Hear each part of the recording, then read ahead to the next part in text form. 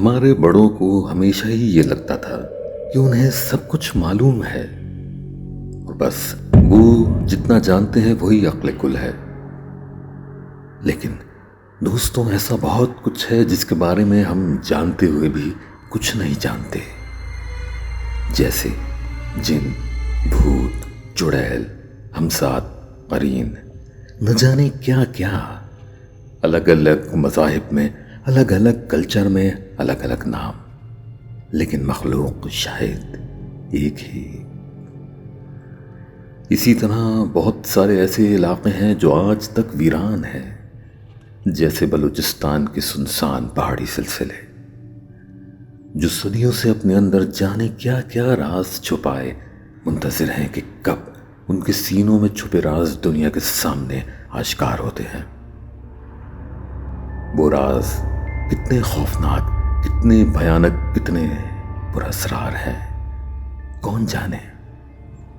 تو کیوں نہ آج آپ کو کچھ ایسے انہونی کہانیاں سناؤں جو بلوچستان کے مقامی دوستوں نے مجھے سنائی ہیں.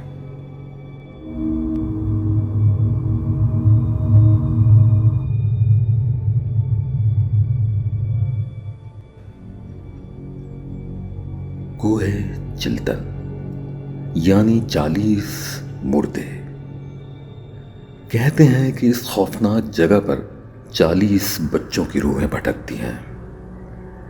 نہ جانے سچ ہے کہ نہیں، لیکن کہتے ہیں کہ ان بچوں کے والدین نے انہیں وہاں تنہا چھوڑ دیا تھا. بچے انتظار کرتے کرتے زندہ جسموں سے روحوں میں بدل کر آج بھی اپنے والدین کی راہ دیکھ رہے ہیں، یا شاید ان سے بدلے کی بھاونا میں آج تک ان کے منتظر ہیں. وہاں کے مقامی لوگ جتنا ممکن ہو اس پہاڑی سے دور رہتے ہیں. کہتے ہیں کہ آج بھی اگر چوٹی کے قریب جا کر وہاں وقت گزارو تو بچوں کے رونے کی آوازیں تعاقب کرتی ہیں. وہیں کے ایک مقامی دوست ذکر کرتے ہیں کہ ایک رات وہ اپنے قبیلے کے لوگوں کے ساتھ اس پہاڑی کے اطراف گشت کر رہے تھے. کہتے ہیں کہ ہم 2 گاڑیوں میں سوار تقریباً 12 افراد تھے. اس رات ہمیں گشت کے دوران اپنے علاوہ بھی کسی اور کی موجودگی کا بہت واضح احساس ہو رہا تھا. عجیب سنسناتی ہوئی دھیرے دھیرے باتیں کرنے کی آواز رات کے سناٹے میں پہاڑوں میں گونج رہی تھی. غور کرنے پر بھی ہمیں ان کی زبان سمجھ نہیں آ رہی تھی، نہ سمت معلوم ہو رہی تھی کہ وہ لوگ کس طرف ہیں اور کتنی تعداد میں ہیں. اگر وہاں سے کسی قافلے کو گزرنا تھا تو یہ بات ہمارے علم میں ہونی چاہیے تھی، لیکن ہمارے پاس اس طرح کی کوئی خبر نہیں تھی. تو احتیاطاً ہم گاڑی اونچی جگہ پہ لے گئے اور وہاں سے آس پاس کا جائزہ لیا. اسی دوران ہماری دوسری گاڑی جو مختلف جگہ پہ رک کر جائزہ لے رہی تھی، انہوں نے آگاہ کیا کہ پہاڑی کے پیچھے ایک بہت بڑا قافلہ ہے جو مڑ کر ہماری طرف آ رہا ہے. ہم نے اپنی گاڑی ڈھلان کی طرف موڑ لی تاکہ اس قافلے تک پہنچ کر معلومات لی جائیں. ہماری نظر مستقل اس طرف ہی تھی جدھر سے قافلے کے آنے کی اطلاع ملی تھی. کچھ منٹس میں ہی ہمیں 25 سے 30 چھوٹے چھوٹے افراد نظر آنا شروع ہو گئے. ان کا ہماری نظر میں آنا تھا کہ ہم نے اپنی سپیڈ بڑھا کر ان کا تعاقب شروع کر دیا. ہم چونکہ اونچی جگہ پر تھے تو وہ ہمیں بآسانی دیکھ سکتے تھے، اور ایسا ہی ہوا. ان میں کچھ ہلچل ہوئی اور پھر وہ جس راستے سے آ رہے تھے واپس اسی راستے پہ مڑ گئے. اسی وقت ہم نے اپنی دوسری ٹیم کو اطلاع دی کہ وہ وہیں رکیں، کیونکہ یہ جو بھی ہیں اب واپس آپ لوگوں کی طرف جا رہے ہیں.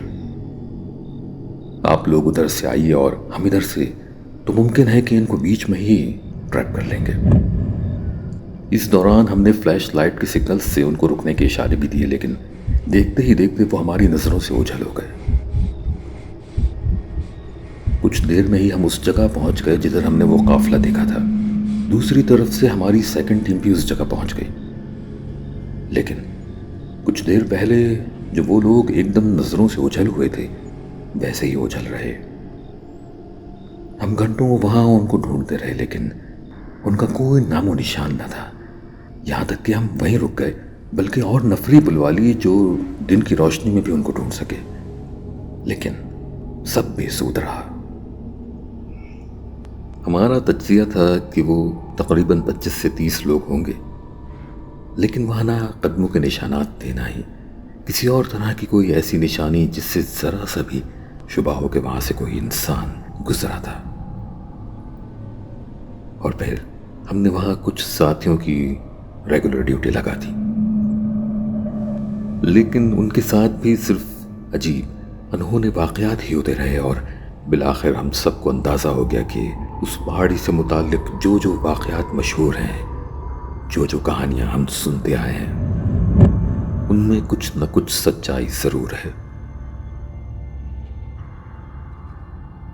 وہاں گشت کرنے والی ٹیمز عجیب عجیب قصے سناتی، رات میں ایک دم سے ٹھنڈ کا بڑھ جانا، اور پھر وقفے وقفے سے رونی کی آوازوں کا صبح تک نہ تھمنے والا سلسلہ شروع ہو جانا۔ رات ہی کیا، دن کے بھی کسی بھی پہر ایک دم سے خوف محسوس ہونے لگنا، جیسے ہر طرف سے ان کو کوئی دیکھ رہا ہو۔